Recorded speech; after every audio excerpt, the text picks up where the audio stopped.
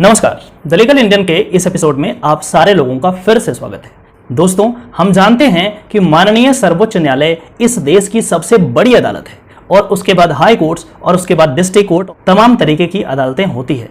क्या आप यह जानने का प्रयास किया है कि आखिर सुप्रीम कोर्ट ऑफ इंडिया में जो वकालत करते हैं वो आखिर कौन होते हैं? उन्हें AOR एडवोकेट ऑन रिकॉर्ड क्यों कहा जाता है? क्या भारत के सभी वकील सुप्रीम कोर्ट ऑफ इंडिया में प्रैक्टिस कर सकते हैं? क्या कोई ऑर्डिनरी अधिवक्ता माननीय सर्वोच्च न्यायालय में केस फाइल कर सकता है? क्या कोई ऑर्डिनरी अधिवक्ता माननीय सर्वोच्च न्यायालय में आर्गुमेंट कर सकता है? किस तरीके का प्रोसीजर है? कैसे डील होता है? इन तमाम बातों पे आज हम इस वीडियो के माध्यम से चर्चा करने का प्रयास करेंगे। हम यह जानने का प्रयास करेंगे कि एडवोकेट ऑन रिकॉर्ड AOR का क्या मतलब होता है। हम यह भी जानने का प्रयास करेंगे कि AOR की क्या रिस्पॉन्सिबिलिटी है। आखिर एक लॉ स्टूडेंट AOR का एग्जामिनेशन कितने दिनों के बाद क्लियर कर सकता है? क्या कठिनाई आ सकती है? कौन कौन से पेपर होते हैं? किन किन पेपर्स पे अभी से ही ध्यान देना चाहिए? किन किन बातों को अभी से फॉलो करना चाहिए? इन तमाम मुद्दों पे आज हम बहुत ही अच्छे तरीके से चर्चा करने जा रहे हैं। चलिए हम स्क्रीन पे चलते हैं। सबसे पहले हम ये समझने का प्रयास करेंगे कि वैसे एडवोकेट जो माननीय सर्वोच्च न्यायालय में प्रैक्टिस करते हैं उन्हें क्या कहा जाता है। देखिए, उन्हें हम AOR कहते हैं। आप स्क्रीन पे देख सकते हैं। AOR का सिंपल सा मतलब होता है एडवोकेट ऑन रिकॉर्ड। मतलब ये हुआ कि माननीय सर्वोच्च न्यायालय के रिकॉर्ड में जितने भी वकील काम कर रहे हैं उन्हें एडवोकेट ऑन रिकॉर्ड कहा जाता है।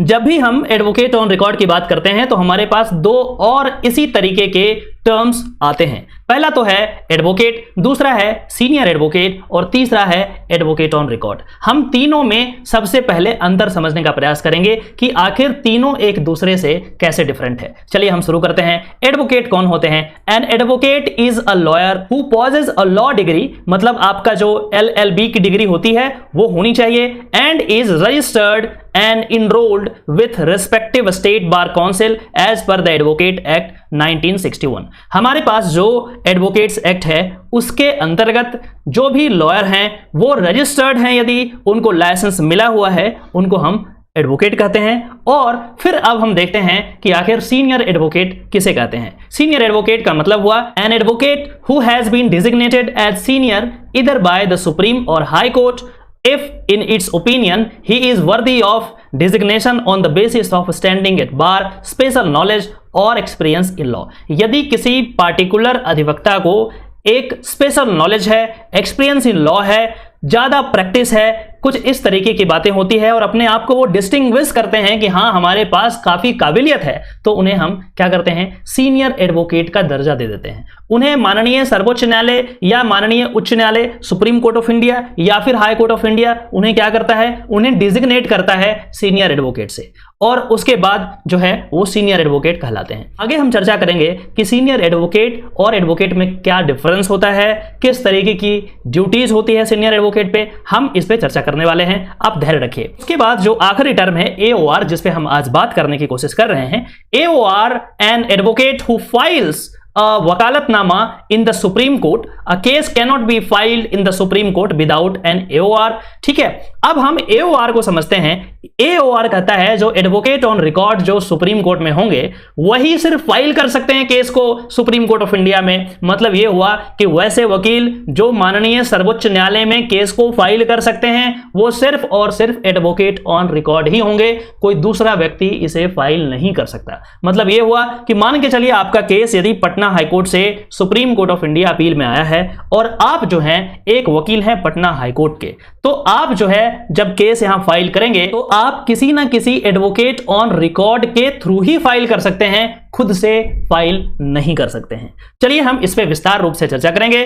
A case can not be filed in the supreme court without an AOR। अब जो है AOR बनने के लिए क्या क्राइटेरिया है हम इस पे चर्चा करने जा रहे हैं। यह है मिनिमम एक्सपीरियंस 5 साल का होना चाहिए। ठीक है, और उसके बाद एग्जामिनेशन होता है AOR का, सुप्रीम कोर्ट के द्वारा कंडक्ट कराया जाता है। आप इसको पास करेंगे और 60% एग्रीगेट नंबर आना चाहिए आपको। ठीक है, ये जो 5 साल है वो 4+1 होता है, मतलब 4 साल आप किसी और दूसरे अदालत में आप प्रैक्टिस कीजिए एक्सेप्ट सुप्रीम कोर्ट। 4 साल कंप्लीट होने के बाद 1 साल का जो प्रैक्टिस है किसी ना किसी एडवोकेट ऑन रिकॉर्ड के अंदर, जिनकी प्रैक्टिस 10 साल से ज्यादा की हो, उनके अंदर करना होगा और सुप्रीम कोर्ट में ही करना पड़ेगा। और इसीलिए ये 4+1 मतलब 5 साल का प्रैक्टिस इनको होना चाहिए, उसके बाद ही आप माननीय सर्वोच्च न्यायालय में प्रैक्टिस कर सकते हैं। चलिए हम एलिजिबिलिटी की बात करते हैं कि आखिर ये कौन होते हैं। इनरोल्ड एंड रजिस्टर्ड विथ बार, मतलब लाइसेंस होना चाहिए आपके पास, किसी ना किसी स्टेट बार में आपका रजिस्ट्रेशन होना चाहिए, 4 साल + 1 ईयर, मैंने आपको बता दिया ये बात, ठीक है। उसके बाद क्वालिफाई एग्जामिनेशन, कौन सा एग्जामिनेशन, AOR का examination conducted by the supreme court. अब जो AOR का एग्जामिनेशन है वंस अ ईयर, 1 साल में एक बार होता है। इसके बारे में बहुत ही संक्षिप्त जानकारी मैं आपको देता हूं, जरूरत पड़ेगी तो मैं एक सेपरेट वीडियो बनाऊंगा जिसमें मैं यह बताऊंगा कि आखिर ये जो सिलेबस है इसमें क्या क्या आते हैं। फिलहाल हमारा ये फोकस नहीं है, इसलिए बड़े संक्षेप में ब्रीफली हम इसको समझने का प्रयास करते हैं। 4 पेपर आपको पास करने होंगे। पहला जो है प्रैक्टिस एंड प्रोसीजर का होगा, दूसरा ड्राफ्टिंग का होगा, हम कैसे ड्राफ्ट करते हैं पिटीशंस को। उसके बाद तीसरा जो है प्रोफेशनल एथिक्स, बहुत इंपॉर्टेंट है प्रोफेशनल एथिक्स, क्या क्या एथिक्स है, किस तरीके से हमें काम करना चाहिए, किस तरीके से सुप्रीम कोर्ट का गाइडलाइंस को फॉलो करना चाहिए, रूल्स को फॉलो करना चाहिए, इन तमाम बातों को हम इसमें पढ़ते हैं। और उसके बाद जो चौथा है लीडिंग केसेस, जो माननीय सर्वोच्च न्यायालय के द्वारा दिया जाता है उस पे क्वेश्चंस होते हैं। तो ये बेसिकली 4 पेपर आपको पढ़ना होता है, ठीक है। उसके बाद आगे जब हम बढ़ते हैं, कहता है कि मिनिमम 50% इन ऑल पेपर्स, ये चारों पेपर्स में मिनिमम 50% होना चाहिए एंड 60% इन एग्रीगेट, और टोटल जो है 60% होना चाहिए, तभी आप पास माने जाएंगे। ये एग्जामिनेशन बिल्कुल भी आसान नहीं होता, बहुत ही कठिन एग्जामिनेशन होता है, आपको बहुत अच्छे तरीके से पढ़ाई करनी होती है। मतलब ये हुआ कि माननीय सर्वोच्च न्यायालय में सिर्फ वैसे ही वकील प्रैक्टिस कर सकते हैं जो अपने आप को डिस्टिंग्विश करा है, जिनके पास बहुत अच्छा नॉलेज है और जो इस एग्जामिनेशन को पास करा है। चलिए अब हम देखते हैं कि वाई AOR, क्यों AOR आपको करना चाहिए। क्योंकि supreme court is the last court of appeal. Supreme court जो है वो आखिरी न्यायालय है। मतलब यह हुआ कि यदि देश के किसी और न्यायालय से आपको जस्टिस नहीं मिली है तो हमारी आस्था यह होती है कि सुप्रीम कोर्ट में हमें मिल जाएगा, और यदि सुप्रीम कोर्ट में भी नहीं मिला मतलब यह हुआ कि इसके ऊपर कुछ भी नहीं है, आप कहीं नहीं जा सकते हैं। कुछ ऐसे केसेस होते हैं क्रिमिनल मैटर्स में जहां पे हम पार्डनिंग पावर ऑफ प्रेसिडेंट की बात करते हैं, but that is executive power which is independent of the judicial power, ठीक है। तो जब हम जुडिशरी की बात करते हैं तो ये आखिरी कोर्ट है जहां से आपको जस्टिस मिलने की उम्मीद होती है, और इसीलिए यहां पे थोड़ी भी गलती यदि आपके वकील साहब से हो जाता है तो क्लाइंट का, तो फिर क्या होगा आप समझ सकते हैं, क्योंकि इसके बाद कोई न्यायालय नहीं है, गलती कर दिया तो कर दिया। चलिए आगे बढ़ते हैं। कहता है कि there must not be any mistake on the part of advocate, और यही कारण है कि यहां जो एडवोकेट काम करते हैं उन्हें एक स्पेशल नॉलेज की जरूरत होती है, और इसीलिए स्पेशल इनके लिए एग्जामिनेशन होता है। मतलब यह हुआ कि हर कोई व्यक्ति जो लॉ की पढ़ाई कर रखा है वो सुप्रीम कोर्ट में केस फाइल नहीं कर सकता है। ऑल्दो वो आर्ग्यू कर सकता है, लेकिन इसके लिए उसे किसी न किसी AOR से कंसल्ट करना पड़ेगा, जो उनके बिहाफ पे केस फाइल करेंगे, डॉक्यूमेंट्स को देखेंगे, चेक करेंगे, कुछ गलती होगा तो उन्हें सुधार करने के लिए बताएंगे, और उसके बाद फाइनली वो जो है फाइल करेंगे। चलिए आगे देखते हैं। कहता है to ensure it only an advocate on record can file case in supreme court of India. मैंने आपको बता दिया है, only competent advocate is required, क्योंकि इस अदालत का टाइम जो है वो भी काफी इंपॉर्टेंट है। कोई वैसा वकील जिन्हें एक्सपीरियंस नहीं है, जिन्हें जानकारी नहीं है, वो यदि आ जाएं और आर्गुमेंट करना शुरू कर दें, हो सकता है उन्हें जानकारी ही नहीं हो और वो कोर्ट का टाइम खराब कर दें, क्योंकि एक एक मिनट जो है माननीय सर्वोच्च न्यायालय का बहुत ही कीमती होता है। और इसीलिए यहां पे एक तरीके की जिम्मेदारी दी गई है AOR पे कि आप ये सारी चीज देख लें ताकि थोड़ा भी हमारा समय बर्बाद ना हो। चलिए टाइम इज प्रीशियस की बात हमने की है। चलिए आगे हम देखते हैं ड्यूटीज ऑफ AOR। AOR का क्या ड्यूटी है उसके बारे में हम बात करेंगे। पहला जो पॉइंट हमारे पास है, to maintain the respect for judicial system. Judicial system के प्रति आपको रिस्पेक्ट मेंटेन करना है। कैसे मेंटेन करना है मैं आगे डील करूंगा। कहता है maintain the dignity of the profession. Profession की डिग्निटी को आपको मेंटेन करना है। अगला है ओनली AOR कैन फाइल वकालतनामा इन हिज और हर नेम, ये बात मैंने बताया आपको। उसके बाद कहता है take all the responsibility of the case, सारी रिस्पॉन्सिबिलिटी उस केस से रिलेटेड जितनी भी हो सकती है वो एडवोकेट ऑन रिकॉर्ड के मत्थे होता है। मतलब ये हुआ कि यदि आपको केस फाइल कराना है तो एक एक चीज एडवोकेट ऑन रिकॉर्ड देखेंगे उसको, और यदि किसी न किसी तरीके का गलती हो गया तो इसके लिए AOR ही जिम्मेदार होंगे। जैसे advocate should present on the time, how to take adjournment etcetera. मैंने आपको बताया था कि यदि कोई पटना से यहां सुप्रीम कोर्ट में आकर के केस फाइल करना चाहते हैं तो वो AOR के थ्रू ही फाइल कर सकते हैं, लेकिन जरूरत पड़ी तो कोई भी वकील आर्गुमेंट कर सकता है। ठीक है, आर्गुमेंट करने में कोई परहेज नहीं है, कोई दिक्कत नहीं है, आर्गुमेंट आप कर सकते हैं, लेकिन जो फाइल होगा केस वो किसी एडवोकेट ऑन रिकॉर्ड के नाम पे ही होगा। अब मान के चलिए कि मैं एक एडवोकेट ऑन रिकॉर्ड हूं सुप्रीम कोर्ट ऑफ इंडिया में, मेरे थ्रू एक केस आया, मैंने फाइल कर दिया, लेकिन उसमें यह था कि मैं आर्ग्यू नहीं करूंगा क्योंकि मेरे पास समय नहीं है, कोई दूसरे वकील जो AOR नहीं है, पटना से आए हैं, पटना हाईकोर्ट में प्रैक्टिस करते हैं, वो आर्ग्यू करें। ठीक है, अब मान के चलिए कि वो किसी तरीके से उनकी फ्लाइट मिस हो गई, कोई और काम में व्यस्त रह गए, तो कोर्ट को कौन इत्तला करेगा, कोर्ट को कौन बताएगा कि महोदय नहीं आ सकते क्योंकि इस तरीके की बात हो गई है। किस तरीके से करेंगे, कितने दिन पहले करेंगे, ताकि कोर्ट का टाइम खराब नहीं हो। और यदि आप कैजुअल वे में काम करते हैं तो फिर इसके लिए मैं जिम्मेदार हूंगा, ना कि वो वकील जो यहां पे आर्गुमेंट करने के लिए आ रहा था, क्योंकि केस तो वो फाइल कर नहीं सकते, केस मेरे भी पे फाइल हुआ है, मतलब मैं ही इसकी जिम्मेदारी लिया हूं। जब हम एडजमेंट की बात करते हैं, किसी तरीके से उपस्थित नहीं हो पाए या टाइम आगे बढ़ाना है, घटाना है, जो भी हो, तो ये जो है inform the registry 3 days prior to the date of hearing etcetera, ये सब रूल्स हैं। सुप्रीम कोर्ट जब काम करता है तो इसके लिए रूल बनाए गए हैं और वो रूल को आपको जानना पड़ेगा और AOR इससे अवगत होते हैं, इसीलिए इन पे जिम्मेदारी होती है। चलिए आगे हम बात करते हैं for students preparing for AOR।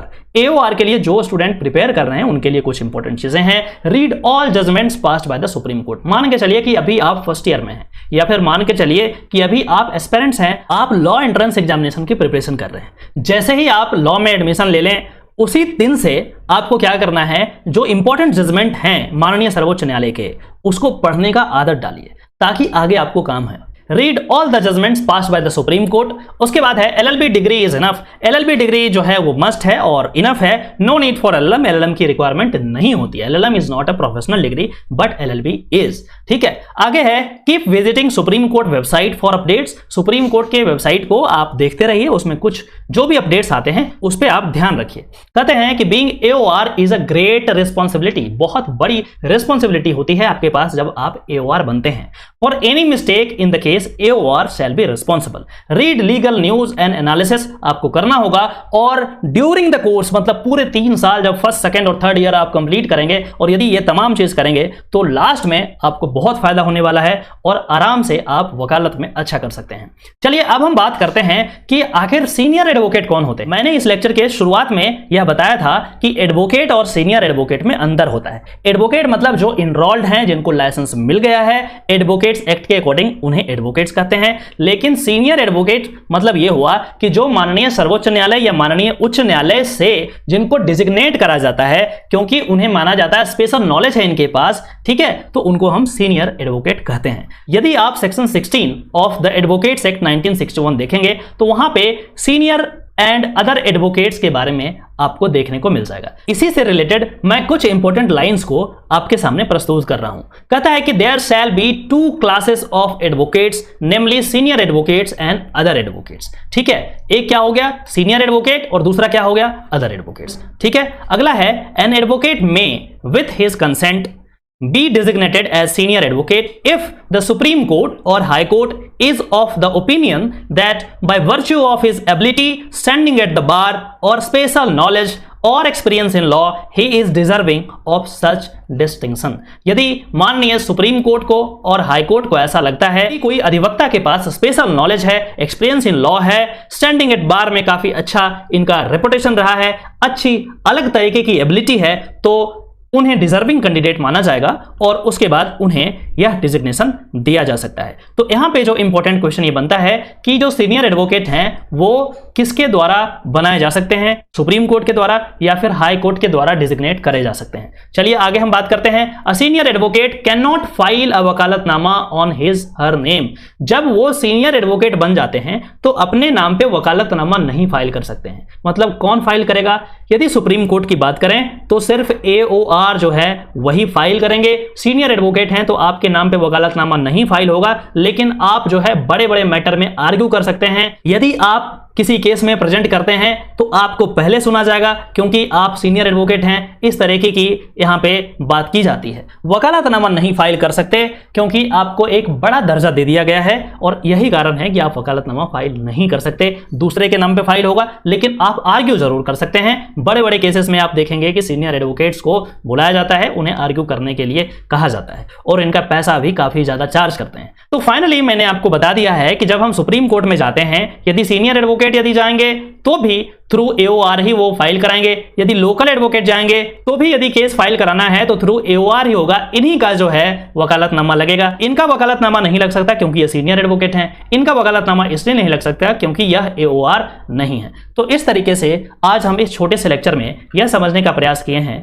कि आखिर AOR क्या होता है, सीनियर एडवोकेट क्या होता है, एडवोकेट क्या होता है, किस तरीके से आप AOR बन सकते हैं, क्या क्या चीज आपको अभी से करना चाहिए ताकि आप आगे चल करके माननीय सर्वोच्च न्यायालय में वकालत कर सकते हैं। और इस तरीके से यदि आप सही तरीके से पढ़ेंगे तो मैं आपको दावे के साथ कह सकता हूं कि आफ्टर एनरोलमेंट 5 साल के भीतर आप आराम से इस एग्जामिनेशन को पास कर पाएंगे। चलिए फिर से मिलते हैं किसी और टॉपिक पे, तब तक के लिए अपना ध्यान रखिए। नमस्कार।